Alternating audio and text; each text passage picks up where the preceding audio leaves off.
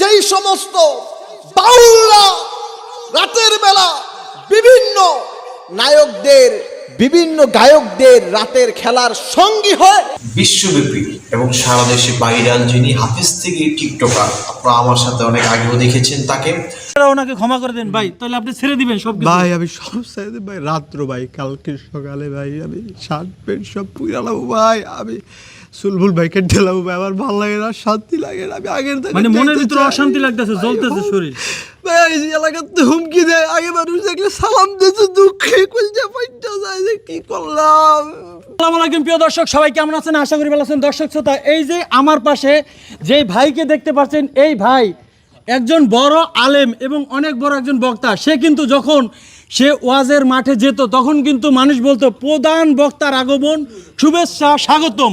আজকে কিন্তু তার ভিডিও সোশ্যাল মিডিয়াতে ঘুরে বেড়াচ্ছে এবং সে কি কারণে ভাইরাল হয়েছে আপনারা জানেন, যে এই যে উনি যে এই যে চুলগুলো দেখেন কালার করেছে এবং সে এই ইসলামের পথ থেকে কেন সে সরে গেল এবং তার লেবাস দেখেন, এই যে সে যখন চলাফেরা করতো সে কিন্তু গাড়ি দিয়ে চলাফেরা করতো এবং যখন যেত মানুষের অত্যন্ত ভালোবাসা পেত। আজকে কেন সে এই ওয়াজ মাহফিল ছেড়ে দিয়ে কেন সে এই পথে আসলো, সেটা আসলে তার মুখ থেকে শুনবো। আসসালামু আলাইকুম ভাই। ওয়ালাইকুম আসসালাম। ভালো আছেন আপনি? আলহামদুলিল্লাহ। তো আপনি কেমন আছেন? আল্লাহ রাখছে আলহামদুলিল্লাহ। কেমনে রাখলো ভালো? আপনি তো এই যে দেখে তো বোঝা যাচ্ছে না এরকম যে আপনি ভালো আছেন। সব সময় রবের প্রশংসা করা উচিত, বুঝতে পেরেছেন, এই জন্য আর কি করেছি। তো ভাই আপনি এই যে আগে যখন আপনি ওয়াজ মাহফিল করতেন, আমরা যেটা দেখতাম যে আপনি গাড়িতে অনেক ফুটেজ কিন্তু আছে যে আপনি গাড়ি থেকে নামছেন, সবাই কিন্তু বলতো প্রধান বক্তার আগমন, শুভেচ্ছা, স্বাগতম। কিংবা আপনি ওয়াজ মাহফিল করতেন তখনও কিন্তু মোটামুটি মানুষজন অনেক মানে আনন্দ পেত, আপনার কথা শুনে অনেক মানুষ কাঁদতো কিংবা ইসলামের পথে ফিরে আসতো। হঠাৎ করে আপনি কেন ইসলাম থেকে সরে গেলেন? আসলে ভাই মানুষ ভাই তখনই ভাই রাস্তা সাইরা দেয় যখন তার মনে অনেক কষ্ট ভাই থাকে, এটাই ভাই স্বাভাবিক ভাই। অনেক কষ্ট জ্বালা যন্ত্রণা ছিল বিদায় ভাই পট্টা সাইরা দিছি ভাই।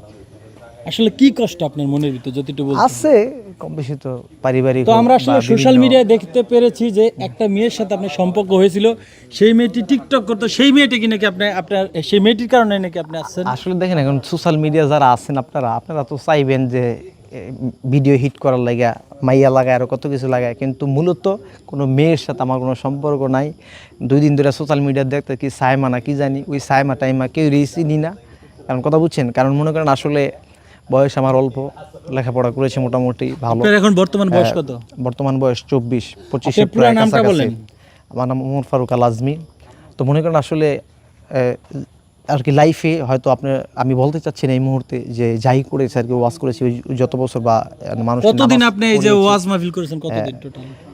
ওয়াজ করেছি প্রায় 8 বছর, ছাত্র জামানা থেকে করি, আর নামাজ পড়েছি প্রায় 5 বছর। তো বিষয়টা হচ্ছে যে আসলে কোনো মেয়েদের পিছিয়ে যদি ঘুরতাম তাহলে হয়তো এগুলা এত অল্প বয়সে করা সম্ভব ছিল না। আসলে মেয়েদের প্রতি আমি কখনো অ্যাক্টিভ ছিলাম না, বা এখনও নাই, সামনেও থাকার চিন্তা ভাবনা আমার নাই, বুঝতে পেরেছেন।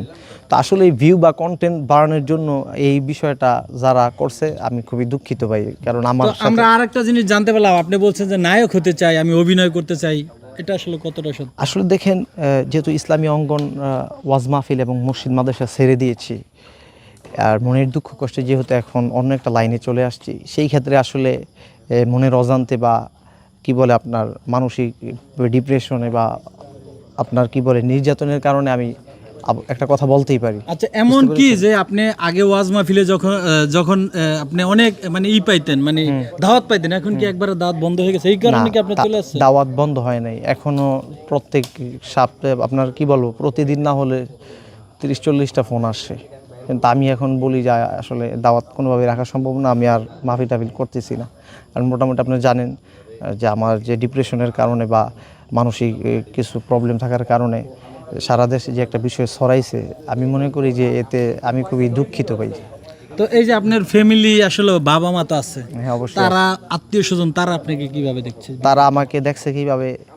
তারা আমাকে অবশ্যই খারাপভাবেই দেখবে, কারণ আপনি চাইবেন না যে আপনার একটা ভাই বা ছোট ভাই বা বন্ধু বা বাগিনা খারাপ হয়ে যাক, এটা আপনিও চাইবেন। সুতরাং আমার ফ্যামিলি একই অবস্থায় চাইবেন, বুঝতে পেরেছেন। আর সবচেয়ে বড় কথা হলো, যখন ওয়াজ মাহফিল করতাম তখন হয়তো একটা সুনাম, তাদের একটা আশা ছিল যায়, মানে আরো জীবনে আরো বড় হতে পারতেন। একটা আশা ছিল যে আমাদেরকে জানাজা দিয়ে নামাজ পড়াইব,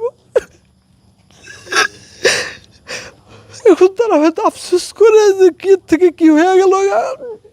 ওই দিন খবর পাইলাম সবাই আমার মাকে বলতেছে যে তোর পোলা এরকম হইলো, কি দিকের অবস্থা নাকি। আসলে আত্মীয় স্বজন দেশবাসী সবাই অনেক কষ্ট পাইছে ভাই, বিশেষ করে আলেম সমাজের উপর অনেক অপবাদ পড়ছে ভাই। আমার অনেক কষ্ট লাগছে আমি শোনার পরে ভাই। একজন অনেক কইছে ভাই আপনার কারণে আমরা আজকে ধ্বংস, কথাটা শুনতে আমার কুলজা ছিঁড়া গেছে ভাই, বিশ্বাস করে। তো অনেকে এভাবে আপনাকে অপবাদ দিচ্ছে যে আপনি ভাইরাল হওয়ার জন্য, মানে আগে তো ভাইরাল ছিলেন, যদি আপনি ভাইরাল হওয়ার জন্য কিছুদিনের জন্য আপনি এটা অভিনয় করতেছেন। ভাই আসলে দেখেন, একটা সময় মানুষকে আল্লাহর পথে ডাকতাম ভাই, হাজার হাজার মানুষ আসতো, আপনি আমার একটা আলোচনা শুনলে বুঝবেন। এখন বক্তারা অনেক অনেক কথা বলে ভাই, 1 ঘন্টা কোরআন হাদিস থেকে ভাই তাফসীর করতাম, 1-1.5 ঘন্টা সম্পূর্ণ ভাই ভালো কথা বলতাম, কখনো নেগেটিভ কোনো কথা বলি নাই। আজকে বাংলাদেশের আলেম সমাজ, সাধারণ মানুষ আমার জন্য কান্দে এই কারণে যে এত সুন্দর ওয়াজ করে এই লোকটা কিভাবে এই পথে ভাই। মানুষে ভাই ফোন দেয়, ফোন দিয়ে যখন কান্দে ভাই, তাদের কান্নার দোয়ার বরকতে ভাই আমি আর টিকতে পারি না ভাই, লাগে আমি কান ধরছি ভাই, আমি ছাইরা দিব, আমি আর থাকতাম না ভাই। অনেক আফসোস করে ভাই। বাংলাদেশের বড় বক্তা আব্দুল্লাহ সাইফুল্লাহ ভাই আমার ব্যাপারে একজন কি বলছে যে সে এরকম হলো কেন, কি দুঃখ। অনেক আলেমরা আমার খোঁজখবর কোনো মাথায় কোনো প্রবলেম হয়েছে ভাই, বিশ্বাস করেন ভাইরালের কোনো চিন্তা নাই, মানে মাথায় প্রবলেম হয়েছে কিনা মানুষের মানসিকভাবে ডিপ্রেশন মনে কষ্ট নিয়ে। এখন সবার টেলিফোনে বা সবার দোয়ায় বা সবাই খবর নিতেছে, বলতেছে, বুঝাইতেছে, এই জন্য আসলে নিজের ভুলটা আমি এখন বুঝতে পারতেছি ভাই। প্রিয় দর্শক, আমি ওনার সাথে যখন আমি ওনাকে দেখছি, বিশ্বাস করেন আমার কলিজাটা ফেটে গেছে। মানে আমি কাউকে বোঝাইতে পারবো না যে একজন আলেম, যে সম্মানিত ব্যক্তি, সে যখন স্টেজ ওঠে মানুষ কিন্তু রাস্তা ছেড়ে দেয়, এবং যখন গাড়িতে নামে তখন কিন্তু বলে প্রধান বক্তার আগমন, শুভেচ্ছা, স্বাগতম, সেইভাবে কিন্তু রাস্তা ছেড়ে দেয়। আজকে তার কি করুণ পরিণতি, মানে তার যে দেখেন তার এই যে সিরা প্যান্ট, তারপর তার পায়ের জুতাটা, সে কিন্তু লোফার পরে ঘুরতে। আপনি লোফার পরে ঘুরতেন না?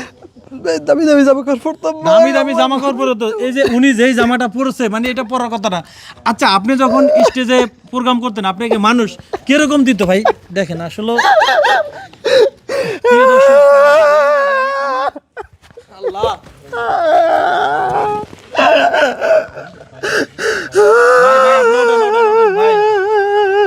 দেখেন, আপনাদের সবার কাছে আমি অনুরোধ করবো, যারা আপনারা ওনাকে ভুল বুঝছেন, আপনাদের সবার পায়ে ধরে অনুরোধ করতেছি, আপনারা সবাই ওনার জন্য দোয়া করবেন। ওনার জন্য একটু ভাই, একটু ওঠেন, একটু বসেন ভাইয়া, একটু বসেন ভাইয়া, ভাইয়া একটু বসেন ভাই।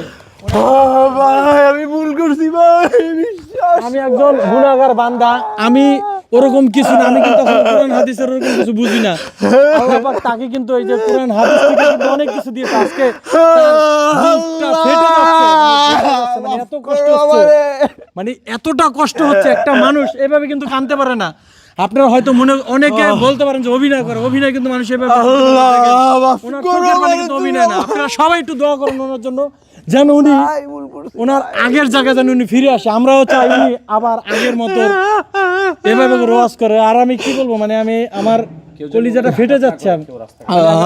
কেউ আপনি ওনার আঘাত করবেন না। মানুষ, যেই কোনো মানুষ, মাথার প্রবলেম হতে পারে, মানসিক সমস্যা হতে পারে, সে মানসিক সমস্যার কারণে কিন্তু আজকে এই অবস্থা। একটা তার কিন্তু ফ্যামিলিও ভালো, ফ্যামিলি ভালো না হলে কিন্তু সে একজন কোরআনের আলেম হতে পারতো না। আলেম হয়ে কিন্তু আজকে দেখেন কান্না করতেছে, মানে আমার বুকটা ফেটে যাচ্ছে। আর যদি ওনার বাবা মা, আত্মীয় স্বজন দেখে থাকেন, আপনাদের সবার কাছে আমি হাত জোর করতেছি, ওনার হয়ে আমি সবার কাছে আবারও হাত জোর করতেছি যে মানুষ ভুল করে। দেখেন, কোনো মানুষের বিচার মানুষ করতে পারে না। এই পৃথিবীতে আল্লাহ আমাদেরকে সৃষ্টি করে পাঠিয়েছে। আমরা যদি কোনো অন্যায় করে থাকি সেটা আল্লাহ দেখবে। আল্লাহ যদি ক্ষমা করে দেয় তাহলে মানুষ কিছু করার নাই। তো আপনাদের সবার কাছে কিন্তু আপনারাও ওনাকে ক্ষমা করে দেন ভাই, তাহলে আপনি ছেড়ে দিবেন সব কিছু। ভাই আমি সব চাইতে ভাই, রাত্র ভাই, কালকে সকালে ভাই আমি শার্ট প্যান্ট সব পুরালাম ভাই, আমি সুলবুল ভাইকে ঢেলাবো ভাই, আমার ভালো লাগে না, শান্তি লাগে না। আমি আগের থেকে মানে মনের ভিতরে অশান্তি লাগতেছে, জ্বলতেছে শরীর ভাই। এই যে এলাকাতে হুমকি দেয়, আগে মানুষ দেখলে সালাম দিয়েছে, দুঃখে কলজা ফাইটা যায় যে কি করলাম। মানুষ আমার খারাপ কয়ে, আমার কষ্ট কি লেগে যাবে, এই রাস্তা ছাইরা দিলাম ভাই। আমি ভাই ডরে ভাই, রাস্তাঘাটে জঙ্গলে থাই ভাই। গতকালকে আমার ফোলা ফেলে মারছে ভাই। তো আপনাদের কাছে অনুরোধ করবো, দেখেন আপনারা কেউ ওনাকে গায়ে হাত তুললেন না। আল্লাহ পাক মানুষকে হেদায়েত দান করলে পৃথিবীর কেউ আসলে আটকে রাখতে পারবে না। আর আপনাকে যদি হেদায়েত আল্লাহ পাক না দেয়, আপনি হাজার চেষ্টা করলেও আপনি ইসলামের পথে আসতে পারবেন না, একমাত্র উপর আল্লাহ যদি আপনাকে হেদায়েত দেয়। তো আমি আর আজকের ভিডিওটা আর বাড়াতে চাচ্ছি না, আমার খুব খারাপ লাগতেছে। উনি কথা দিছে, দেশবাসীর কাছে কথা দিছে, আলেম সমাজের কাছে কথা দিছে, উনি আবার আগের মতো এই চুল কালার করছে, কালার করে আবার ঠিক করে ফেলবো।